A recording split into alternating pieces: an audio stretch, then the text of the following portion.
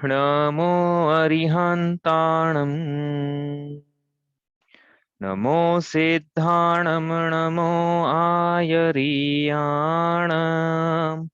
नमो वज्झायाणम् नमो लोये सवसाहुण तीन भुवन में सार वीतराग विज्ञानता शिव स्वरूप शिवकार नमः त्रियोग संहारिके। परमांगलिक ग्रंथ श्री छड़ाला जी हम पढ़ रहे हैं। इसके अंतर्गत 6 ढालें आती है, उसमें से हमारी चल रही है छठी ढाल। छठी ढाल में मुनिचर्या का वर्णन कर रहे हैं, हम पढ़ रहे हैं। हम उसके अंतर्गत 28 मूल गुणों की चर्चा है और शुद्धोपयोग का वर्णन होने के बाद अरिहंत सिद्ध अवस्था का वर्णन और फिर सीख है पूरी छठी ढाल में। इस प्रकार से इसमें रूपरेखा है। हम पढ़ रहे हैं अभी समितियां। तो समितियों में हमारी चल रहा है तीसरा छंद, ये पढ़ते हैं एक बार। 46 दोष बिना सुकुल श्रावक तने घर अशन को ले तप बढ़ावन हेतु नाही तन पोषते तजि रसन को शुचि ज्ञान संयम उपकरण लखी के गहे लखी के धरे निर्जंतु थान विलोकित नमल मूत्र श्लेषम परिहरे। तो इसमें 5 समितियों का वर्णन चल रहा है हमारा। उसमें हमारी 2 समिति हमने पढ़ ली है। कौन कौन सी 2 समिति पढ़ी हमने? ईरिया समिति और भाषा समिति। अब हम पढ़ रहे हैं एषणा समिति। क्या होती है एषणा समिति? मुनिराजों का आहार होता है तो किस प्रकार से होता है, उसके क्या प्रोटोकॉल है, क्या नियम है, किस प्रकार से दोष लगते हैं, किस प्रकार से अंतराय आते हैं, क्या किस प्रकार से आहार करते हैं। और हमने ये सीखना है कि इसलिए दातारों को, आहार दान देने वालों को, आहार कराने वालों को किस प्रकार से आहार कराना चाहिए कि दोष नहीं लगे चले, हमें अंतराय ना हो जाए। तो वो हमारा प्रयोजन वो भी है। और जब हम मुनि बने तो हम किस प्रकार से आहार करें, ये तो मूल प्रयोजन है ही, क्योंकि ये तो ढाल जो चल रही है वो श्रावकों की ढाल नहीं चल रही है। तो मुनिराजों की ढाल मतलब मुनिराजों की चर्या का वर्णन है ना, श्रावकों की चर्या का वर्णन नहीं है। लेकिन फिर भी हम अपनी बात में निकाल रहे हैं यहाँ से। तो क्या कह रहे हैं यहाँ पे एषणा समिति में? 46 दोष बिना मुनिराज 46 दोष टालकर उसके बिना सुकुल श्रावक, जो जैन श्रावक है, उसके घर में तने घर अशन को, जैन श्रावक के घर में के घर अशन को जाते हैं, मतलब आहार के लिए जाते हैं। तो हम जो करते हैं ना, हम जो खाना खाते हैं, खाना खाना तो बोलने नहीं चाहिए अपने को वैसे, हम जो भोजन करते हैं, हमारा भोजन भोजन है। मुनिराज जो भोजन करते हैं उसको आहार की संज्ञा है, ठीक है। तो ये ध्यान रखना, हम मुनिराजों का आहार है, हमारा भोजन है। तो मुनिराज आहार के लिए कहाँ जाते हैं? श्रावकों के घर जाते हैं। तो क्या कैसे किस प्रकार से आहार करते हैं? वे जो अब वो आहार कर रहे हैं वो तप बढ़ाने के लिए कर रहे हैं। तप बढ़ाने के लिए कैसे कर रहे हैं? आहार से तप का क्या रिलेशन है कि भाई आहार से शरीर चलेगा और शरीर तप का साथ ही है। हाँ, जब यदि शरीर ही नहीं रहेगा तो ये मुनिचर्या, मुनि जो पर्याय है ये बदल जाएगी। कल बताया था ना कि यदि ये समाधि मरण हो गया मुनिराज का और मोक्ष नहीं हुआ, हाँ समाधि मरण उसी भाव से हो गया, तो क्योंकि भोज आहार नहीं किया मान लो, तो समाधि मरण हो गया इस कारण से। तो फिर यद्यपि वैमानिक देव में देव पर्याय मिल जाएगी, लेकिन गुणस्थान गिर गया ना, वही 7वें 6ठे 7वें में झूल रहा था पहला जीव, अब कहाँ पहुंच गया? सीधे चौथे में चला गया। तो तब छूट गया, सारे तब छूट गए। मुनिराजों के तब 12 प्रकार के तब पढ़ने वाले हैं, अभी छूट गए सब। तो इसलिए, और विशेषकर तो क्या है, ज्ञान ध्यान इस प्रकार का जो तप था, मुनिचर्या भी तप रूप अवस्था है, वो तप छूट गया। इसलिए क्या है कि शरीर चलता रहे, इसके लिए आहार किया जाता है, खाने के लिए नहीं जिया जाता है, जीने के लिए खाया जाता है। ये कि ना, इस पंक्ति का ये भावार्थ देखा जाए ना, दूसरा चरण लिखा ना यहाँ पे, ले तप पड़ावन हेतु नाही तन पोषते तजि रसन को। मुनिराज या कोई भी, हम हमारे से भी भाई, हम भी यदि श्रावक हैं तो हम खाने के लिए, जीने के लिए खा रहे हैं, विचार करें हम लोग तो क्या मतलब। अब देखना प्रवृत्ति क्या है, खाना खाया। मतलब मेरा एक दोस्त है मित्र है, तो मेरे घर आया एक दिन, तो वैसे क्या बोलता है बताया आपको, खाया पिया ही साथ जाएगा। तो कहने का क्या भाव था कि जितना खा लिया पी लिया वही जिंदगी का मजा है, जो नहीं खाया पिया वो जिंदगी का मजा नहीं। कहने का मतलब ये, मतलब क्या हो गया इसका मतलब, खाने के लिए जिया जा रहा है। हाँ, खाया पिया साथ जाएगा, मैंने मतलब हमने समझा खाया पिया साथ नहीं जाएगा, तो वो पलट के बोलता है कि खाया पिया ही साथ जाएगा। जिंदगी का जो मजा है खाने पीने में है, खाने पीने के लिए जी रहे हैं, मतलब उदाहरण की उसका कहने का मतलब ये था। लेकिन यहाँ क्या कह रहे हैं हम कि भैया खाना तो इसलिए पड़ता है उन राज्यों को कि चले शरीर, खाने के लिए नहीं जिया जा रहा है, शरीर चलता रहे इसके लिए खाया जा रहा है। हम्म। अपना जीवन देखना अपन किसमें बिता रहे हैं, अपने 24 घंटे में से कितने घंटे खाने में जा रहे हैं, खाने की तैयारियों में जा रहे हैं, खाने की प्लानिंग में जा रहे हैं, और खाना खरीद भोजन बनाने के लिए जो चाहिए हमें, क्या चाहिए, वो सामग्री जुटाने में जा रहे हैं। तो ये इसका क्या मतलब है, जीवन कहाँ जा रहा है, भोजन में जा रहा है पूरा। तो यहाँ कह रहे मुनिराज जो हैं उनका तो वो भोजन भी कर रहे हैं, आहार भी कर रहे हैं, तो उनका आहार तप बढ़ाने के लिए है, तन के पोषणे के लिए नहीं है कि ये तन न तन को पोषने के लिए, न रसना इंद्रिय को पोषने के लिए, किसी भी प्रकार से न रसना इंद्रिय के सुख चाहते हैं वो खा के। हाँ, इसलिए वो रस का त्याग त्याग कर करके करते हैं कि भैया आज रसना इंद्रिय का कहीं ऐसा नहीं हो कि पोषण हो जाए। अभी इसमें आने वाले पंचेंद्रिय जय आगे वापस पढ़ेंगे, ये विषय इसलिए ज्यादा नहीं कर रहे हैं अभी। पांच इंद्रिय जय भी मूल गुण है ना उनका, तो रसना इंद्रिय पे जय किस प्रकार से लेते हैं, होती है, वो पढ़ेंगे अपन बाद में। तो वापस विषय को वापस ले लेंगे कि तो ये ईशा समिति अपने आप में इतना बड़ा विषय है कि अपन उसको थोड़ा सेग्रीगेट कर रहे हैं, अलग अलग विषयों में अलग अलग जगह पे लेंगे। तो इस प्रकार से यहाँ क्या कह रहे हैं कि मुनिराज 46 दोष 32 अंतराय टाल के जैन श्रावक क्या, जो कि नवदा भक्ति पूर्वक मुनिराजों को परिधान करता है, प्रतिग्रहण करता है, उनके घर में आहार के लिए जाते हैं, और वो एक ही बार दिन में आहार करते हैं, ये भी आगे आएगा, एक बार करते हैं तो पंक्तियां आपकी आगे आएगी, पंक्ति भी एक बार दिन में ले आहार, एक बार दिन में आहार करते हैं, और वो तब बढ़ाने के लिए करते हैं, शरीर के पोषण के लिए नहीं करते, और नहीं रसना इंद्रिय के पोषण के लिए करते हैं। ठीक है, क्यों नहीं करते हैं और क्यों करते हैं और किस प्रकार से करते हैं और किस प्रकार से नहीं, मतलब कौन से दोष टाल के करते हैं, इस प्रकार का वर्णन यहाँ पे एषणा समिति में हुआ। अब हम पढ़ रहे थे एषणा समिति में जो 46 दोषों का यहाँ पे वर्णन आया है, वो 46 दोष कौन कौन से मुनिराजों की चर्या में नहीं लगने चाहिए। उसमें से हमने कल पढ़े थे 16 जो दोष थे, वो तो उद्गम या दायक दोष भी कहीं लिखा है कि दायक देने दातार के दोष हैं, कि दोष तो दातार के हैं, लेकिन वो दोष लगे किसको है, मतलब गलती दातार की है लेकिन दोष लगे मुनिराजों को। इसलिए हमें जो श्रावक हैं जो आहार चर्या कराते हैं, इनके घर में आहार दान होता है मुनिराजों का, जिनके घर में चलते बढ़ते फिरते सिद्ध आते हैं, हाँ, क्यों आएंगे अपने घर में, एक ही कारण है बस, इसके अलावा या तो समाधि कराने आएंगे, और जब तक जी रहे हैं हम तो एक ही इसी से इस कारण से ही आते हैं, तो अपने घर में बुलाना है तो क्या है, हम्म मोक्ष स्वयं आता है ऐसा वैसे किसी ने प्रवचन में बताया था कि मोक्ष मार्ग स्वयं ही अपने घर में आता है, जब आहार दान कराया जाता है ना, तो मोक्ष मार्ग स्वयं ही आ गया, मतलब धरती पर उतर के। तो इस प्रकार से अब वो तो आए हैं, लेकिन ये दोष जो है 16 उद्गम दोष है तो दातार के हैं, इसलिए जब हम आहार कराएं तब ये इसका ख्याल रखें। ठीक है, 16 उत्पादन दोष, तो ये उत्पादन दोष है कि मुनिराज इस प्रकार से भोजन नहीं करते हैं, कि मतलब इस उत्पादन दोष का शॉर्ट में क्या है कि किसी भी प्रकार से आहार के लिए प्रेरित, आहार दान के लिए प्रेरित करना, प्रेरित करना मतलब उपदेशात्मक रूप से प्रेरित नहीं करना है कि मुझे आहार कराओ। सभी सामान्य मुनिराजों का प्रसंग नहीं है यहाँ पे, सामान्य मुनिराजों को आहार कराने के लिए प्रेरित किया जा सकता है, तो उपदेश का स्वरूप हो गया। लेकिन यहाँ पे कि मैं आपके नगर में आया हूँ और मुझे आप आहार कराओ, मेरे पास ऊंचा कुल है, मेरे पास विद्याएं हैं, मेरे पास चूर्ण है, मल आदि आदि सब चीजें हैं मेरे पास में, ज्ञान है, निमित्त ज्ञान है उदाहरण के लिए, इससे मुझे आहार कराओ। तो ये इस प्रकार से सेंट्रल आइडिया ये उत्पादन दोषों का कि इस प्रकार से प्रेरित किया जा रहा है आहारचर्या के लिए। स्तुति की जा रही पहले या बाद में स्तुति की जा रही, इस पर देखा था क्रोध मान माया लोपन सब।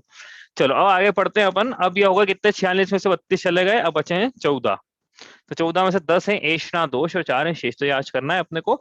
10 ऐष्णा दोष, शंकित सबसे पहला लिखा है यहाँ पे सामने दिख रहा होगा आपको, शंकित दोष, मुनिराज जब आहार करें तो किसी भी प्रकार की उनको शंका हो जाए, शंका हो जाए मतलब कि ये जो आहार दान दिया जा रहा है क्या ये मेरे योग्य है, ऐसा तो नहीं कि नहीं हो, मेरी प्रकृति के अनुकूल नहीं हो, मेरा जिसका रस का परित्याग करा हो, मान लो नमक नमक का त्याग करा हो, नमक ऐसे तो नहीं डल गया, इसमें शंका हो जाए उनको यदि ऐसी।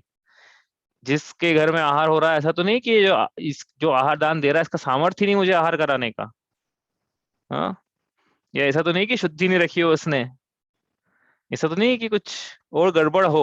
तो इस प्रकार की शंका या कोई अंत, ऐसा तो नहीं कि जैसे खा रहे हैं, बहुत बार देखा ना हमने अंजलि में से वो देखते हैं उनको सोचते हुए खाते हैं मुनिराज, तो शंका हो जाए कि नहीं भाई ये तो कुछ जीव आ गया है इसमें, शंका हो जाए, कंफर्मेशन नहीं हुआ है, शंका आ जाए कि नहीं भैया ये 50 तो चांसेस है कि जीव हो सकता है, खाते खाते छोटा सा क्षुद्र जीव आ जाए खाने में, तो फिर क्या करें, फिर भोजन नहीं करते फिर वो। तो इस प्रकार से मतलब यदि कर एक्चुअली क्या है, वो तो अंतराय हो गया, भोजन नहीं करते। यहाँ पे ये कह रहे हैं दोष है ना, क्योंकि तो दोष उसको ऐसा लेना है कि वो शंका होने के बाद भी यदि भोजन करें तो शंकित नाम का दोष है। हाँ, यदि अंतराय करे तो काय का दोष है फिर। हाँ, समझ में आ गई ना बात। अंतराय पढ़ेंगे अपन आज आगे, अभी अंतराय का प्रसंग नहीं है। अभी तो दोष क्या कि यदि शंका होने के बाद भी ऐसा भोजन आहार करें तो फिर शंकित नाम का दोष है। अगला मृक्षित नाम का दोष। मृक्षित नाम का दोष मतलब क्या कि भाई घर की स्त्रियां ऐसे भोजन, ऐसे पुरुष भी ऐसे हाथों से भोजन दे रहे हैं जो हाथ सने हुए हैं। किससे सने हुए हैं? चिकनाई से, घी से, तेल से, आदि चीजों से सने हुए हैं। तो क्या दिक्कत है? अब हम भाई हमने आहार बनाया है तो सने हुए ही रहेंगे ना, दिक्कत क्या है उसमें? और घर में भी हम करते हैं तो मम्मी, हमारी मम्मी के हाथ तो घी चोपड़ा है, सना हुआ ही रहेगा, उसमें क्या है? तो ये ऐसा है कि ये आहार बन गया था पहले ही, आपने अपने लिए पहले आहार बना लिया था। फिर जो घर के मुखिया, जो बाकी सदस्य तो पड़कान के लिए चले गए, पढ़ान के लिए गए तो हाथ धोके गए होंगे ना, कि उसी हाथ से चले गए। और जब वापस ही पढ़ा के लाए तब भी आहार अपने हाथ धोए हैं। और फिर अब जब आहार, और अब आहार चल रहा है, तब ये घी में सनने का प्रसंग कहाँ से आ गया? ये आ गया है, इसका मतलब है कि मुनिराज जब घर में आए हैं तब आपने कुछ गड़बड़ करी है। ये मुनिराजा को पता पड़ गया है यदि घी में सने हुए हाथ है तो। कि आपने घी में रोटी, आपने रोटी में घी तब लगाया जब हमको, आपको समझ में आ गया था कि इनके घी का त्याग नहीं हुआ, लगा दो। इनके रस का त्याग नहीं है तो आपने लगाया, उनको समझ में आ गया क्या, उनके उद्देश्य से हो गया ना।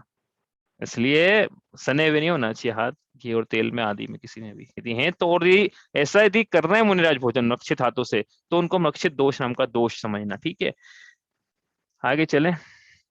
निक्षिप्त। निक्षिप्त मतलब कि जो प्रासुक सामग्री है उसको सचित्र पदार्थों पर रख देना। उदाहरण के लिए, वही अपने यहाँ तो कल्चर नहीं है लेकिन साउथ इंडिया में पत्तों पे रख दिया उदाहरण के लिए, हाँ, तो सचित्र सामग्री थी। या कच्चे जल में, कच्चा जल भी सचित होगा, कच्चा जल सचित होता पता होगा ना, तो पढ़ लिया अपन ने सब। हाँ, अपन आपस में वनस्पति कायिक थे उसमें, पत्ते में, और इसमें जल कायिक के कच्चे जल में। तो वो सचित, सचित्र कहलाएगा। वो त्रस वालों को सचित्र मत बोल देना कि त्रस पाया जाता है इसलिए सचित्र, हाँ? वो भी सचित्र मतलब वो अलग कैटेगरी हो गई उसकी। तो सचित्र मतलब जिसमें वो कायिक जीव, स्थावर जीव जिसमें पाया जाता है, उसको सचित्र कहा है यहाँ पे। तो उसका स्पर्श भी करा दें, टच रख दें उसके ऊपर, तो वो निक्षिप्त है। तो ऐसी ऐसा भोजन दिख जाए अपने को कि निक्षिप्त है, मुनिराज भोजन करे तो निक्षिप्त दोष है। ठीक है। अगला पिहित दोष। पिहित दोष मतलब कि पत्ते से ढक दिया, सचित्र से ढक दिया उसको, किसी भी प्रकार से चित्त से ढक दिया हो उसको, तो पिहित नाम का दोष है। ठीक है, आगे चले। स्वयं वहरण। स्वयं वहरण क्या है? इसमें मुनिराज आ गए हैं, अब क्या है कि अपने को जाना है नौकरी पे, तो जल्दी जल्दी आहार चर्या कराएं अपन, कि ये भी ले लो, ये भी ले लो, ये भी ले लो। तो जल्दी जल्दी में, अब वो समझ में आ रहा है उनको, भोजन कर रहे हैं, आहार कर रहे हैं, तो कि भैया जल्दी जल्दी में करवा रहे हैं, कुछ गड़बड़ है, तो जल्दी में करा देते, जल्दबाजी जीती, हड़बड़ी क्यों मचा रहे हैं ये? और हड़बड़ी मचाई है इन्होंने तो नियम से इन्होंने आहार बनाते समय भी कुछ ना कुछ गड़बड़ी, हड़बड़ी मचाई होगी। तो जब हड़बड़ी से आहार बनाया जाता है तो आहार में शुद्धता का ध्यान नहीं रखा होगा इन्होंने। ऐसा करके इससे हड़बड़ी सारा, बिल्कुल आराम से आहार, मुनिराज को जो स्पीड है खाने, मतलब भोजन आहार करने की, उस स्पीड से आहार कराना, हड़बड़ी में नहीं कराना बिल्कुल। कि हड़बड़ी में अंतराय नहीं आ जाए, अंतराय नहीं आ, लोग बोलते हैं ना अंतराय नहीं आ जाए, जितना जल्दी खिला सकते हो पहले खिला दो, बाद में अंतराय आ गया तो। तो मतलब उनकी भावना ही रहती है कि अंतराय के पहले पहले खिला दो, इतना खिला। तो अपन चाहो ना तेज भावना हो कि बिना अंतराय के निरंतराय आहार हो जाए। दायक नाम के दोष। दायक नाम का दोष मतलब क्या कि ऐसे व्यक्ति द्वारा आहार दिया जा रहा है जो आहार दान का पात्र नहीं है। उदाहरण के लिए 8 वर्ष से कम उम्र का बालक बालिका, या फिर 5 महीने से ज्यादा की गर्भवती स्त्री, या फिर कोई ऐसी वृद्ध महिला, जो कि महिला या पुरुष जो कि उठते नहीं बन रहा हो जिनसे, मतलब उनको सहारा देके पकड़ना पड़ रहा हो, कोई बहुत ज्यादा बीमार हो, विक्षिप्त हो, या कोई लहू से सना हुआ हो, कोई पीव आदि से सना हुआ हो, हाँ, इस प्रकार से, या किसी की आजीविका अच्छी नहीं मध्य पाई हो, हाँ, मांस का भक्षण करने वाला हो, किसी की आजीविका ठीक नहीं हो, ये इस प्रकार के व्यक्ति द्वारा यदि मुनिराजों को पता पड़ता है कि ये तो ऐसा व्यक्ति है, हाँ, और फिर भी वो भोजन ले, तो उनको दायक नाम का दोष है फिर। हम्म, मतलब अंतराय करना चाहिए, कहने का मतलब ये है कि अंतराय कर देना चाहिए, यदि नहीं कर रहे हैं तो दोष है फिर दायक नाम का। ठीक है, इसलिए ध्यान रखना है अपने को कि ऐसा नहीं हो जाए। उन उन्मिश्र। उन्मिश्र नाम का दोष मतलब कि उनको समझ में आ रहा है कि भैया ये सचित सामक, पहले तो क्या अचित के ऊपर सचित, सचित के ऊपर अचित रखी थी, अब क्या है कि यहाँ पे मिक्स ही कर दिया सचित में अचित, किसी ने गलती से, हाँ, पता नहीं था किसी को, या किसी को पता भी हो तो उसको पता नहीं कि भैया ये करना है नहीं करना है, मिला दी उन्होंने, तो वो सब सचित अचित तो मिश्र हो गया मतलब वो। तो वो ऐसा मिश्र उनको पता पड़ा कि तो मिश्र है, उसका यदि आहार लें यदि, तो मिश्र नाम का दोष है।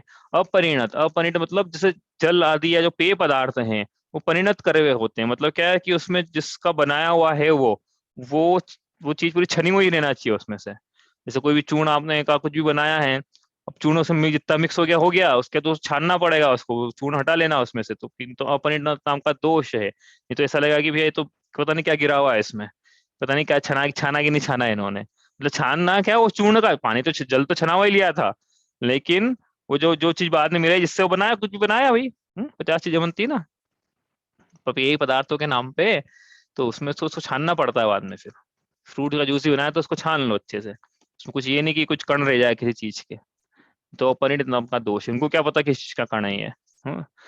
लिप्त, लिप्त मतलब कि हाथ सर, लिप्त तो हाथ का है किसी में, तो ऊपर जैसे ऊपर ने घी चिकने में मिश लिप्त कराया था ना, तो अभी काय में लिप्त कराना है कि भैया अभी ये इनके हाथ लिप्त हैं किसी भी चीज में, कोई भी रंग रंग से रंगे हुए हैं, या उदाहरण के लिए अब ये इनके हाथ में कच्ची सब्जी लग रही है, मान लो इनने सब्जी सुधारी होगी, अब हाथ इनने ढंग से नहीं हस्त प्रक्षालन ढंग से नहीं किया, हाथों की शुद्धि ठीक से नहीं करी, काय शुद्धि है ही नहीं इनकी, तो लिप्त दिख तो रही है, फिर लिप्त हाथ तो है उस, तो लिप्त हाथों से भोजन नहीं लेते हैं, इसलिए हाथ बिल्कुल साफ होना चाहिए। ठीक है। त्यक्त नाम का दोष, यदि लिप्त हाथों से ले रहे तो फिर लिप्त नाम का दोष है। ठीक है। त्यक्त नाम का दोष मतलब क्या, कि भैया मुनिराजों की अंजलि में, अब देखो अपन तो अपने लिए बना रहे हैं सब, हाँ कितने भी बोले ना ऊपर कि अपन ऐसा नहीं करें, अपन ऐसा नहीं करें, तो जब वो श्रावक है तो उस हिसाब से ध्यान रखें, जब मुनि है तो उस हिसाब से ध्यान रखें। जैसे त्यक्त नाम का दोष है, मुनिराजों को लगेगा तक्त नाम का दोष, कब लगेगा, जब श्रावक जो है पूरी अंजलि में पूरा खाना ऐसा भर देगा, आहार ऐसा रख देगा उसमें कि वो नीचे टपकेगा आहार, तो नीचे टपक रहा है, तो मुनिराजों को दोष लग रहे त्यक्त नाम के। यानी क्या कहने का मतलब है कि जब मुनि बने तब वो अंजलि, ये एक्चुअली क्या, मैंने उनसे पूछा, आपको सबको पता होगा, समर्थ सागर जी से पूछा मैंने एक दिन कि ये अंजलि में रख देते हैं अपन, कैसे इसको मना करें, सामने तो रखते चले जाता है, मतलब जब कोई मुनि है वो मना कैसे करे कि भाई मत रखो, तो उन्होंने ढक्कन है ना ये ढक्कन लगा दो बस ढक्कन लग जाए तो उसका ढक्कन, मतलब ऐसा ढक्कन लगा देते हैं ऊपर से वो ऐसा, हाँ हाँ, ढक्कन लगा दो ऊपर का, बोले बस ढक्कन लग गया बंद, तो जब ढक्कन लग जाए उनका तो ऊपर से डालना नहीं है अपने को, ये तो क्या है कि नीचे गिरेगा, नीचे गिरेगा तो त्यक्त नाम का दोष है, इसलिए मुनिराज भी जब भोजन करें आहार करें तो नीचे गिरा गिरा के नहीं करते हैं, नीचे गिरा, इसलिए क्या है, जब इसलिए उतना ही लेना अंजलि में जब मुनि बन जाए कि जितना नीचे नहीं गिरे, नीचे गिरेगा तो कारण ये है कि भैया जिसने चौका लगाया है वो जानता है कि उसने कैसे व्यवस्था करी है, मान लो ठीक है। अब अब ये तो बादाम का हलवा बनाया इन्होंने घर में, और मुनिराज नीचे गिरा रहे हैं, बादाम का हलवा ये साल में एक बार बनाता है मान लो, मुनिराजों ने बादाम का हलवा नीचे गिरा गिरा के खा रहे हैं, तो उसके मन में शाह के मन में क्या ख्याल आएगा बताओ आप। हाँ, 2,000 रुपए किलो की बादाम हमारी, यही बोलेगा, सोचेगा, वो बोलेगा तो नहीं, सोचेगा तो सही, 2,000 रुपए किलो की बादाम है हमारी, नीचे गिरा रहे हैं, इसलिए, हाँ इसलिए क्या कि नीचे नहीं गिरना चाहिए, जब बिल्कुल जरा सा भी आहार अंजुलि से नीचे मुनिराज के द्वारा नहीं गिरना चाहिए, यदि गिरता है और फिर भोजन लेते हैं गिरते के साथ, तो त्यक्त नाम का दोष है वो। चलो आगे चलें, तो हो गए ऐष्ण समिति के दोष। अब 4 अन्य प्रकार से जो शेष अगर फिट नहीं हो रहा है उसको अलग से रखा है। संयोजना नाम का दोष, संयोजना नाम का दोष मतलब क्या है कि होता है, कितनी बार हुआ होगा, आप सब जिन्होंने आहार ध्यान दिया उनके साथ तो हो ही चुका होगा, मेरे को लगता है कि क्या है कि पानी दिया अपन ने, अब जल किसी ने बोला कि ये तो बहुत ज्यादा गर्म है, होता है ना कितनी बार कि बहुत ज्यादा गर्म है, तो वो हाथ लगा के देखते ही हूँ लोग, अब किसी ने उस जल गर्म में ठंडा मिला दिया, तो ये संयोजना नाम का दोष है, गर्म में ठंडा नहीं मिलाना है, तो आप अलग से आप व्यवस्था करके रखो कि भैया ये ज्यादा गर्म है, ये कम गर्म है, 3-4 कैटेगरी बना बना के, हाँ मुनिराजों के सामने गर्म में ठंडा मिला के देना संयोजना नाम का दोष है। ये ऐसा के लिए क्या कारण क्या है कि इतना गर्म आया कहाँ से आपके पास में, इतना गर्म कहाँ से आया कि भैया ज्यादा गर्म दे रहे हो, तो ठंड के दिनों, ठंड के दिन चल रहे हैं आप तो पक्की, तो आप ज्यादा चाहते हो कि ज्यादा गर्म दें अपन, नहीं तो गर्मी के दिनों में इतना गर्म देते नहीं है, वो थोड़ा कम गर्म देते हैं, ठंड ज्यादा गर्म दे रहे हैं मतलब ठंड के दिनों में, और ठंड के दिनों में आपने पहले से ही आहार बना के रखा था, फिर आप पड़गान के लिए गए, फिर पड़गान से वापस आए, तो वो गर्म जल तो ठंडा हो गया होगा ना, ठंड में ही ठंडा हो गया होगा, इतना गर्म आया कहाँ से आपके यहाँ, इसका मतलब ये है कि हम जब आ चुके थे घर में, मुनिराज जब आ चुके थे घर में तब गर्म किया गया है ये जल, इसका मतलब ये हो जाता है, तो वो छोड़ सकते हैं फिर अंजलि, इसलिए क्या है, गर्म में ठंडा नहीं मिलाना है, कोई भी पदार्थ जैसे ठंडे और ठंडा हो तो उसमें गर्म नहीं मिलाना है, ऐसा नहीं कि भैया तो ठंड का मौसम चल रहा है तो ठंडा कैसे चलेगा, ठंडा मतलब रहता गर्म है वो भी लेकिन फिर भी कि और चाहिए गर्म, तो उसमें ठंडे में गर्म नहीं मिलाना है, वो अलग से रखना उसकी व्यवस्था अपने को। तो ये यदि क्या है, तो ये और मुनिराज ने लिया है तो संयोजना नाम का दोष है उनको, मुनिराजों को दोष है। वाह, ये दातार का दोष नहीं पढ़ रहे हैं अपन, मुनिराज बार बार बार बता रहा हूँ मैं आपको, अपने कारण उनको दोष लग रहे हैं। हाँ, तो अपने को निर्दोष चर्या करानी है उनकी, ताकि अपनी निर्दोष चर्या हो। स्वार्थ है अपना, उसमें क्या है? हाँ, स्वार्थ है ही ना उनका भी। ये एक्चुअली क्या है, अब हमने तो यही पढ़ा कि कोई किसका उपकार नहीं कर रहा है, सब अपने ही उपकार कर रहे हैं। यहाँ पे मुनिराज भी अपने उपकार कर रहे हैं और दातार भी अपने उपकार कर रहा है। ना दातार मुनिराजों का उपकार कर रहा है, ना मुनिराज दातार का उपकार कर रहे हैं। सब सोपकार कर रहे हैं यहाँ पे। तो हमारा बिल्कुल इसमें, हाँ, हमारा उपकार हो रहा है यदि हम आहार दान दे रहे हैं तो। ठीक है। प्रमाण नाम का दोष, प्रमाण मतलब क्या है कि एक स्टैंडर्ड पैमाना आपने कहाँ पढ़ा था? हाँ, वहां पढ़ा था अतिथि समविभाग व्रत में। क्या था वहां पे? प्रश्न था एक, याद है? प्रश्न और उत्तर में, प्रश्न पूछता हूँ, उत्तर याद हो तो बताना है किसी को। कि अतिथि समविभाग व्रत में ये पढ़ा था हमने कि जिस जो तुलसी प्रतिमाधारी श्रावक है, यदि उसको 4 रोटी की भूख है तो वो 4 रोटी में से 2 रोटी तो स्वयं के लिए रखता है, 2 रोटी मुनिराजों को आहार दान में देता है। तो वहां पे 2 प्रश्न पूछे थे। तो दूसरा प्रश्न पहले पूछता हूँ क्योंकि यहाँ पे रिलेवेंट नहीं है। दूसरा प्रश्न क्या था कि भैया श्रावक को 4 रोटी की भूख थी, उसने 2 रोटी खाई, तो उसके साथ अन्याय हो गया ना ये तो। हाँ, तो उसका उत्तर वहां दिया था। क्या उत्तर दिया था वो आपको बताना है। ठीक है। और पहला प्रश्न ये था कि भाई मुनिराजों को भी 4 रोटी की भूख है, मुनिराजों को 2 रोटी की 2 रोटी क्यों दे रहे हो आप? है, उनको भी आधा पेट भोजन दे रहे हो और श्रावक भी आधा पेट ही भोजन कर रहा है। हाँ, याद है किसी को? चलो मैं ही बता देता हूँ, ज्यादा समझ नहीं लेता हूँ आपका। तो ये है कि मुनिराज जो जैसे मान लो 4 रोटी की भूख है ना, मान लो एक उदाहरण के लिए, तो 2 रोटी जितना ही खाते हैं मुनिराज, और जो 1 रोटी जितना स्पेस थी, मतलब जिसमें 1 रोटी आ जाती, उस स्पेस में जल रहता है, तरल पदार्थ रहते हैं। और 1 रोटी भूख जितना जो स्पेस है ना पेट का, उसमें हवा के लिए खाली छोड़ते हैं। वो मतलब क्या है कि एक पेट के 4 हिस्से करना है। 4 हिस्से में से आधा भरना है अन्न से, 1/4 भरना है तरल पदार्थों से, और 1/4 खाली रहने देना है। ये प्रमाण है खाने का, इतना ही खाना है। प्रमाण पढ़ रहे ना, प्रमाण नाम का दोष। तो मुनिराज इस प्रमाण का उल्लंघन करते हैं यदि, तो उनको प्रमाण दोष है कि भैया आपने जरूरत से आधे आधे उधर से उन्होंने, मतलब आधे उधर से ज्यादा खाना खाया, ज्यादा आहार किया, तो प्रमाण नाम का दोष है। इसलिए मुनिराज को भी 2 रोटी, और ये श्रावक को भी, इसके तो शिक्षा व्रत चल रहे हैं, याद आ गया कि श्रावक की 2 रोटी खा रहा है जो अतिथि संविभाग व्रत धारी है। तो उसके उसकी भी भैया शिक्षा व्रत है वो, कि भैया आपको भी आगे ऐसे ही करना है। ठीक है। यहाँ पे अब प्रमाण में क्या है, कहीं कहीं ऐसा शास्त्रों में लिखा है, लिखा ही है मतलब कहीं कहीं क्या, कि प्रमाण जो है ये 32 प्रमाण आहार, 32 ग्रास प्रमाण मुनिराजों का आहार होता है। कितना आहार करते हैं मुनिराज? अधिकतम करेंगे तो 32 ग्रास प्रमाण। ठीक है। तो 32 इतने ग्रास। अब ग्रास, एक ग्रास मतलब कितना बड़ा होता है भैया? अब तो ग्रास लिख दिया, आप कौन सा वाला ग्रास लेना, कितना बड़ा है? तो इसमें क्या है, 2 मत चल रहे हैं, इसलिए अपन ज्यादा विवेचना नहीं कर रहे हैं। वो तो जो मुनिराज आए उन्हीं से पूछना आप कि कितना मुनि, ये जो ग्रास लिखा है इसका प्रमाण कितना है, क्योंकि कहीं ऐसा भी लिखा है कि वो चक्रवर्ती का जो ग्रास है उससे लेना है। हाँ, तो ऐसा लिखा है चक्रवर्ती ग्रास से लेना है। और कहीं ऐसा लिखा है कि नहीं, वो तो जो मुनिराज है जो ग्रास लेता है ना, जितना आ जाता है मतलब एक बार में मुंह में, उससे लेना है। हाँ, तो ये लेकिन 32 ग्रास प्रमाण का उनका प्रमाण है, जिसका उल्लंघन करते हैं, जो भी उनका है। मैं नहीं बता रहा 32 का प्रमाण क्या है, मुझे नहीं पता, लेकिन जो भी उनका प्रमाण उसका उल्लंघन करते हैं। आप तो देख लो 1/4 भरना है ना, 2 मतलब हाफ भरना और 1/4 भरना, उसका उल्लंघन करा तो प्रमाण नाम का दोष है। अगला, अंगार नाम का दोष।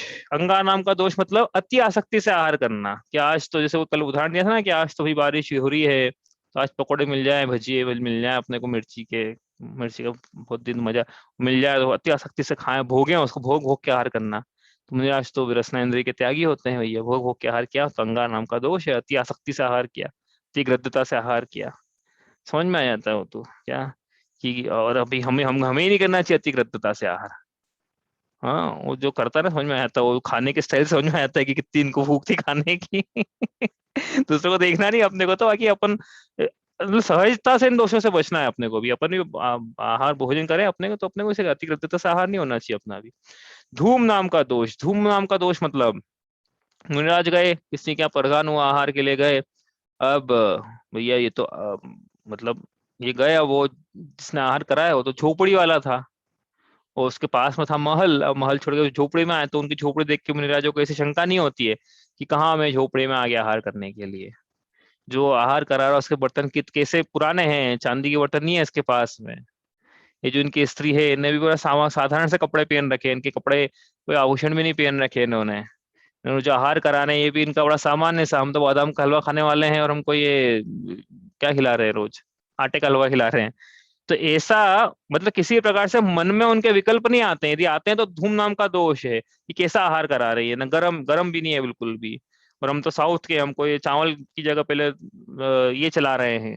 ये ऐसे विकल्प नहीं आते उनके, उनमें यदि विकल्प आ रहे हैं तो धूम नाम का दोष है। इस प्रकार से ये 46 दोषों का यहाँ पे प्रकरण पूरा हुआ। तो मुनिराज आहार करते हैं, धूम नाम के दोष की बात कर रहे हैं, तो मुनिराज जैसे हमने बताया ना कि उनकी स्त्री, जैसे मुनिराज जो आहार करते हैं ना, जैसे गाय होती है, तो गाय को जब भूसा डाला जाता है, तो भले ही कितनी ही सुंदर स्त्री भूसा डाले, कितने ही सज सवज के आभूषण पहन के उसके सामने बिल्कुल सोने के पात्र में ले जाके गाय के सामने भूसा डाले, तो भी गाय की दृष्टि तो भूसे पे होती है, ना कि भूसे डालने वाली पे होती है। ठीक उसी प्रकार मुनिराजों की दृष्टि धूम दोष से बचने के लिए सिर्फ आहार पर ही होती है, ना कि आहार देने वालों पे होती है। इसलिए मुनिराजों की इस प्रकार की आहार की वृत्ति को गोचरी वृत्ति कहा जाता है। श्वेतांबरों की गोचरी सुनी होगी आपने, ये दिगंबरों की गोचरी है। ठीक है, गोचरी प्रवृत्ति, ये हम देखेंगे नहीं, हमको तो बस जो अंजलि में आप वो देखे होगा आपने, भैया आचार्य श्री के हार देखे होंगे सबने, देखे होगा ना, सफेद साड़ी का भी विकल्प नहीं। आप चले आना रंग बिरंगी साड़ी, मना नहीं करेंगे आचार्य श्री। हाँ, वो तो उनके साथ वाले करे, वो अलग बात है, वो नहीं करेंगे कि हम नहीं लें आपसे। हमको तो जो अंजलि में आ जाएगा, आपने बोल दी मन शुद्धि वचन शुद्धि काय शुद्धि हा जल शुद्धि, हमको क्या विकल्प अब जो आ जाए अंजलि में, ठीक है। और इस प्रकार से उनकी गोचरी वृत्ति होती है। और क्या होती है उनकी, एक और होती है कैसी, कि जिस प्रकार भोरा फूल पे बैठता है और फूल से जो भी रस या परागण जो भी ग्रहण करता है वो कर तो लेता है, लेकिन नाजुक फूल पे बैठने के बाद भी भोरा फूल को कोई क्षति नहीं पहुंचाता, ऐसा लगता है कि कुछ हुआ ही नहीं फूल को, ऐसा का वैसे ही है। वैसे ही मुनिराज जब शावकों के घर में आहार करते हैं, तब वह उतना ही ग्रहण करते हैं कि इससे श्रावकों को फर्क नहीं पड़े, ज्यादा अंतर नहीं आए उनके मतलब उनके आजीविक यापन में। इसलिए उनकी प्रवृत्ति को भ्रामरी प्रवृत्ति भी कहा जाता है। कैसे आहार करते हैं, एक गोचरी हो गई, एक भ्रामरी हो गई। भूरा करता है ना, जैसे बिना फूल को क्षति पहुंचाए अपने काम काम की चीज ले लेता है, मुनिराज जी बिना उनको क्षति पहुंचाए अपने काम काम की चीज ले लेते हैं, बस ये भ्रामरी प्रवृत्ति है। जिस प्रकार लिखा था ऊपर, ले तप बढ़ावन हेतु नाही, तो जिस प्रकार अपने उदाहरण भी लिया था कि जिस प्रकार कोई रत्नों से भरा हुआ ट्रक है, जिसको पहुंचना है मुक्ति धाम तक, तो वो रत्नों से भरे ट्रक को मुक्ति धाम तक पहुंचाने के लिए ट्रक में क्या है, फ्यूल भी है, तेल भी है, ईंधन, ये सब देना पड़ता है। क्यों देना पड़ता है आपको, ट्रक से क्या मतलब, आपको तो रत्नों से मतलब है, नहीं भैया ये ट्रक ही तो ले जाएगा रत्नों को वहां तक। ठीक इसी प्रकार मुनिराज भी जो शरीर है इसके पोषण के लिए आहार नहीं करते हैं, ये तो बस ये रत्नों को ढो रहा है ना, रत्नत्रय रूपी आत्मा इसको ढो रहा है, सम्यक दर्शन सम्यक ज्ञान सम्यक चारित्र को ये शरीर ढो रहा है, इसलिए ट्रक की भांति इसको भी थोड़ा ऑयल पानी करना पड़ रहा है। इस प्रकार की वृत्ति के कारण इसको अक्षमरक्षण नाम की प्रवृत्ति भी कहा जाता है। इसी प्रकार क्या, हाँ, मुनिराज जब आहार करते हैं तो ये आहार किस लिए कर रहे हैं, भैया हमने कहा ना, कुछ लोग जीने के लिए और कुछ लोग खाने के लिए। तो जो जीने के लिए खा रहा है उसका क्या प्रयोजन देता है पता है, गड्ढा भरना है, गड्ढा भरना है हमको, तो मतलब इसका मतलब ये नहीं कि आप भक्ष्य खा ले, हाँ, भक्ष्य पदार्थों से, क्योंकि स्वाद ले लेके नहीं खाना है, इसमें कोई सुख की प्राप्ति नहीं, हमको सुख नहीं ढूंढना है इसमें। हाँ, तो गड्ढा भरने के लिए, खाने के लिए, गड्ढे को हमने देखा था ना, शुभ्र सागर में जा पड़ियो, तो शुभ्र मतलब गड्ढा, तो शुभ्र पूर्ण नाम की प्रवृत्ति भी इस प्रकार से होती है। सब राजवार्तिक में हमने पढ़ा था इस प्रकार से, शुभ्र पूर्ण पूर्ण मतलब गड्ढा भरने के लिए की गई प्रवृत्ति। इस प्रकार से मुनिराजों की क्या है, आहारचर्या की प्रवृत्ति या भेक्ष शुद्धि या पिंड शुद्धि, मूलाचार में एक अधिकार है पिंड शुद्धि नाम का, इस प्रकार से होती है। ठीक है, अब इसमें कोई आपका प्रश्न हो तो आप पूछ लो, वरना अपन और थोड़ा समझते हैं कि क्या क्या इसमें होता है, क्या क्या नहीं होता है। अब आप बताओ, देखो समझ में आया आपको तो, है ना। अपन को किसी का दोष ही देखना है, लेकिन आप तो बस देखते जाना कि अपने साथ तो नहीं हो रहा कहीं ऐसा। मुनिराज अपने नगर में आए, अपनी सोसाइटी में आए, ठीक है, अपनी सोसाइटी में आए, मतलब जैसे नगर में जैन कॉलोनी का उदाहरण या तिलक नगर का उदाहरण अपन नहीं लेंगे, कोई सोसाइटी बेंगलोर में, दिल्ली में ले लो, कोई सोसाइटी जिसमें सारे जैन रहते हैं, अब वहां पे किसी ने सोचा है कि भैया अलग अलग चौका लगाएंगे तो दिक्कत हो जाएगी, मतलब एक काम करो, किसी का फ्लैट खुलवा लो, किसी का फ्लैट खुलवा लो, और वहां पे अपन सामूहिक चौका लगाएंगे। सामूहिक चौका मतलब क्या है कि दो दो घर से, एक एक घर से एक एक लोग आ जाएंगे, सब काम कर लेंगे वहां पे, और फंड इकट्ठा कर लेंगे। उससे मतलब बढ़िया काम भी हो जाएगा, है ना। सबको हरदान का फल भी मिल जाएगा, किसी के घर में कोई दिक्कत भी नहीं है, मुनिराजों को भी अच्छा है कि उनके मतलब उनको सही साथ अच्छे से आहार भी हो जाएगा। तो बताओ सही है या गलत है सामूहिक चौका लगाना? सामूहिक चौका लगाया जाना चाहिए क्या? पहले तो चौका लगाना ही गलत है ना, अब तो आपके उद्देश्य से बनाना है, उसके बाद ही आहार कराना है ना। हाँ, तो उन्होंने सबने सोचा है कि चलो अपन एक काम करते हैं, अपन नियम ले लेते हैं कि अपन सब ऐसा निर्दिष्ट भोजन करेंगे अब 16 का, और फिर चलो सामूहिक चौका लगाते हैं अब। ठीक है, अब उस सामूहिक चौके में मतलब अब तो निर्दिष्ट नहीं हो गया ना, अब तो निर्दिष्ट, अब उन्होंने अपने नियमित से बना नियम ले लिया कि एक दिन 16 का खाएंगे हम। अब उस वाले चौके में मुनिराजों ने को बुलाया गया। तो सही है कि गलत है? वो गलत, सही है तो क्या गलत नहीं है इसमें, वो गलत है तो क्यों गलत है? बताओ भैया।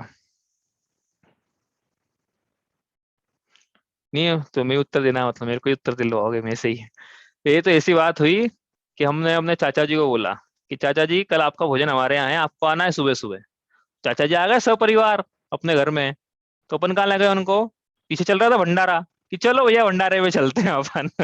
हाँ, बताओ आपके साथ ऐसा हो जाए, आपको कोई घर पे आमंत्रित करे और भंडारे में ले जाए? हाँ, तो भैया ये मुनिराज को अतिथि संविभाग व्रत था ना, श्रावक को अपने घर में अपने हाँ खाने वही। का विभाग करके मुनिराजों को। अब ये सामूहिक चौके की परंपरा ही गलत है, ये मुनिराजों को अपने घर में बुलाना है भैया, सामूहिक में नहीं बुलाना है। हाँ, तो ये बात ध्यान रखना, कोई सामूहिक चौके नहीं लगते हैं इस प्रकार से, लगते हैं तो ठीक नहीं है परंपरा, हम तो ये कहना चाह रहे हैं। दूसरी बात ये है कि वापस से वही प्रश्न है कि भैया अब चौका तो चलो आपने बता दिया, हम एक ही लगाएंगे, जो पंडित जी हमारे हैं जिनको सब आता है उनको अपन। लेकिन वो पंडित जी क्या है, वो पढ़ाते इतना कि वो अर्थोपार्जन में ध्यान नहीं है उनका जाता। तो वो आर्थिक तंगी है, तो एक काम करते हैं अपन, समाज के लोग मिलो, उनको सौ सौ रुपए दे, 10 समाज के घर है, 1000 2000 रुपए हो जाएंगे, रोज इकट्ठा करके देंगे, वो समाज को चौका लगाएंगे बढ़िया बढ़िया आराम से। तो क्या गलत है इसमें? हाँ, सही है कि गलत है? अरे भैया ये तो वही बात हो गई ना कि हमने चाचा जी को खाने में बुलाया कि आना है, और फिर पड़ोसी में गए हमारे कंट्रोल है पास में कि आंटी जी हमारे पास तो है नहीं है, थोड़ा सा हमको दे, तो चाचा जी आ रहे खाना खाने। पड़ोस में इधर भी किराने की दुकान है, इनसे भी उधार मांग के लाए, सामने से उधार मांग के लाए, सबसे उधार मांग के और दान मांग के लिए दूसरों से, वो फिर भोजन करा रहे हैं उनको। हाँ, ऐसा हो जाएगा ना भैया, आपने बुलाया तो आप कराओ, आपने अपना आप अर्थोपार्जन करो, और आपके सामर्थ्य हो तो कराओ, नहीं है तो मतलब कहने का क्या मतलब है, आहार दान नाम की कोई दान इस प्रकार से नहीं होता है कि मुद्रा दान दे और आहार दान होगा, कि आहार दान की गुल्लक रख ली अपन ने कहाँ पे, मंदिर में। इस फंड में जो भी आएगा इससे मुनिराजों को आहार दान कराया जाएगा। अरे भैया इस प्रकार से आहार दान नहीं होते हैं, ध्यान रखने का है अपने को। श्रावकों को दें अपन, वो मतलब दूसरी प्रतिपदाधारी तक श्रावकों को भले ही आहार दान हो, जैसे अपन गए, अपन स्कूल चल रहा है भैया यहाँ पे, विद्यार्थियों का आहार दान वो अलग दान की श्रेणी में आता है, लेकिन ये इस प्रकार से मुनि राजों के लिए आहार दान की पेटी रखे, समाज फंड इकट्ठा करे, समाज सामूहिक चौका लगाए, ये ठीक नहीं है। इस प्रकार से ध्यान रखना है इसमें। हाँ, और कोई प्रश्न है आपका इसमें? हाँ, एक प्रश्न, एक मुझे जब बात याद आ गई बोलते बोलते कि देखो ये अपन ये लगे ना इनको श्रावकों के कारण मुनिराजों को दोष लगे हैं, है ना। तो मुनिराज क्या करें कि जैसे मुनिराजों को पता पड़ रहा है कि ये तो क्रिया ही गलत है, इस प्रकार से की गई है, तो मुनिराज उसी समय अंतराय करेंगे। और यदि बाद में पता पड़ता है कि पूरा हो गया, जैसे एक बार शांति सागर जी, आचार्य शांति सागर जी ने का आहार हुआ, तो ऐसे ही हुआ जैसे मैंने उदाहरण दिया ना अभी आपको, कि वो व्यक्ति ने क्या करा कि प्रधान तो कर लिया, घर में तो वो नहीं था, तो जो दूसरे घर में प्रदान किया हुआ था ना, वहां से मांग के ले आया वो। और अब पता नहीं था इनको, तो अभी कैसे पता कैसे पड़ेगा आचार्य श्री को, और तुम्हें तो उन्होंने कर लिया आहार। बाद में पता पड़ा कि भैया उसने तो ऐसा किया था, मांग मांग के लेके आया था, उस घर में तो कोई व्यवस्था नहीं, प्रदान कर लिया उसने। रहते ना लोग ऐसे, प्रदान तो कर लेते, घर में व्यवस्था ही नहीं, लेकिन तो फिर आचार्य शांति सागर जी ने उसके लिए प्रायश्चित लिया बाद में। वो गर्मी का दिन था, वो बिल्कुल ऊपर धूप में शिला पे जाके बैठे, वो ऐसे बैठे कि उनके पैर बिल्कुल लाल हो गए नीचे से। उन्होंने गलती किसकी थी? श्रावक की गलती, प्रायश्चित किसने लिया? मुनिराजों ने लिया। ये इस प्रकार से यदि बाद में पता पड़ता है तो मुनिराज प्रायश्चित लेते हैं उसका। अगली बात ये है कि देखो इतने सारे 46 दोष लिखे ना यहाँ पे, तो इसमें एक एक जो दोष है ना उसका दायरा देखो आप। जैसे उद्देश्य भोजन की बात करें अपन, कुछ लोग ऐसा बोलते हैं कि आज के जो मुनिराज, सारे मुनिराज जो है उद्देश्य भोजन करते हैं, इसलिए आज के मुनि मुनि ही नहीं है, क्योंकि इनके ऐष्णा समिति नहीं पाई जाती है। एक मूल गुण है ऐष्णा समिति, यदि एक भी मूल गुण होता है 28 - 1 = 0, ऐसा हमने ही बताया था, जो कि सही है। 28 - 1 = 0, एक भी मूल गुण नहीं बचा, द्रव्यलिंग खत्म। भावलिंग का तो ठिकाना पहले भी हमको पता नहीं था, वो तो वो ऐसा बोलेंगे ना, हमको तो भावलिंग का ही पता नहीं था इनके। अब द्रव्यलिंग भी खत्म हो गया तो काय की मुनि बच्चे, क्योंकि 28 मूल के धारी हो कम से कम तो द्रव्यलिंग, और 3 कक्षा चौकड़ी का भाव है तो भावलिंग। अब इनके तो उद्देश्य भोजन चल रहा है, तो ऐष्णा समिति नहीं है। अब देखो ये जो 46 दोष का अपन ने फैलावा किया है, इसमें उद्देश्य भोजन जो है, पहला उद्गम नाम का दोष है ना, उसमें उद्देश्य लिखा है ना, उद्देश्य भोजन, वो 1/46 है। 1/46 है मतलब क्या, कि ऐष्णा समिति सिर्फ इतनी सी नहीं है कि उद्देश्य भोजन नहीं करेंगे तो मुनि है, और ये तो भाई ऐसा नहीं है, बहुत बड़ा फैलावा है उसका। तो ये बात बिल्कुल सत्य है कि उद्देश्य भोजन करना दोषपूर्ण है, लेकिन कोई इसलिए ऐसा कहे कि सिर्फ उद्देश्य भोजन करते हैं इसलिए मूल गुण ही भंग हो गया, ये बात ठीक नहीं है। सिर्फ ऐसा नहीं है कि उद्देश्य भोजन करते तो मूल गुण भंग हो गया, क्योंकि आज भी देखो ऐष्णा समिति में और भी आता है, एक बार आहार कर रहे हैं, तप बढ़ाने के लिए कर रहे हैं, रस को त्याग करके कर रहे हैं, नवदा भक्ति पूर्वक शावर पड़गाता है तो करते हैं, और उसके बाद भी उसमें अंतराय आ जाता है तो अंतराय भी करते हैं। तो ये पूरा दायरा है ऐसा समझ का, इतना बड़ा दायरा है। इसे उद्देश्य भोजन एक छोटी सी बात को लेके हम बोले कि तो मुनिराज ही नहीं, क्योंकि उद्देश्य भोजन करते हैं, उन लोगों की ये बात ठीक नहीं है। इसलिए इसका मतलब ये नहीं कि हम उद्देश्य भोजन कराने लग जाए, या वो दोषपूर्ण है, हम इतना स्वीकार करना पड़ेगा। इसलिए क्या है कि दोष न लगे, इसलिए आपको तरीका बताया ही था प्रतिमा लेने का, और जो जो भी तरीके बताए हैं। चलो, और कोई प्रश्न है इसका? नहीं तो ये प्रकरण आज पूरा करते हैं ऐष्णा समिति का, इसके बाद आगे चलेंगे। इसका जो जो प्रसंग बच गया है ना, वो अपन आगे लेंगे। रस परित्याग मिलेंगे, रसना जय मिलेंगे, और आवाज एक आ रही भुक्त है भोजन मुझे। मिलेंगे। हाँ बोलो। वो अंतरजातीय विवाह वाला भी कोई दोष इसमें वो कहीं बताया नहीं था ना लिखा उस दिन गया है? अंतर्जातीय, उस अच्छा इसमें नहीं है वो तो इसमें क्या है कि दायक नाम का जो दोष है ना, उसमें इसको गर्भित मान लेना, दायक दोष था ना इसमें, कि ऐसा दायक जो कि इसका पता ही नहीं है, मन शुद्धि वचन शुद्धि काय शुद्धि बोल रहा है। हाँ, दायक नाम का दोष लिखा था ना, आज ये पढ़ा ऐष्णा दोष में, है ना, ये लिखा है यहाँ पे देखो। नहीं, तो ये लेकिन इसमें, शादी के बाद मान लो वो जैन मतलब बन गई हो, मतलब कोई लेडी हो, हाँ तो वो धर्म प्रश्न पालन अच्छा करती है। है जैन का, हाँ हाँ, प्रश्न तो अच्छा वो है तो फिर आपका। अब जैन हो गई ना, अब मांस मच्छी सब छोड़ दिया उसने, या पहले खाती भी नहीं हो, लेकिन जैसे हाँ नहीं, कोरवार उसमें परोवार है समझ विवादित गया होगी मैं। तो। तो इसका उत्तर देखो, इसका दो पहली बात तो ये है कि ग्रहित मिथ्यात्व का त्याग हुआ है या नहीं हुआ है उसके, ठीक है, पहली बात तो ये। तो ग्रहित मिथ्यात्व का मान लो त्याग ही नहीं हुआ, तो फिर देने के अभी तो योग्य नहीं है। तो ग्रहित मिथ्यात्व का यदि त्याग हो गया है, तो फिर ग्रहित मिथ्यात्व मतलब समझ ना, अपन पढ़ के दूसरी ढाल में त्याग हो गया है तो क्या, तो फिर वो जो जो मुनिराज है ना, उन्हीं से पूछ के आना पड़ेगा ये तो, कि भैया ऐसी ऐसी बात है, आपके संग में क्या परंपरा है, क्योंकि अपन दे दें बाद में पता पड़े तो प्रायश्चित लेंगे, ठीक है। इसलिए पहले पूछ के आ जाए कि आपके संग में क्या है। ऐसा ग्रहित मिथ्यात्व का त्याग तो हो गया है अब, लेकिन अब दे सकते हैं कि नहीं, ठीक है। अब चलो, अपना समय हो गया है, अब जो भी प्रश्न है आप लेके आइएगा, अपन कल कल परसों करेंगे। अरिहंत सिद्ध सूरी उपाध्याय साधु सभी, अर्थ के प्रकाशी मांगलिक उपकारी है। तीन को स्वरूप जानी, राग ते भई जो भक्ति, काय को नमाए ये स्तुति उच्चारी है। धन्य धन्य तुम ही से काज सब आज भय, कर जोड़ बार बार वंदना हमारी है। मंगल कल्याण सुख ऐसो हम चाहत है, हो मेरी ऐसी दशा जैसी तुम धारी है। जा वाणी के ज्ञान ते सूझे लोकालोक, सो वाणी मस्तक नमो सदा देत हूँ धूक।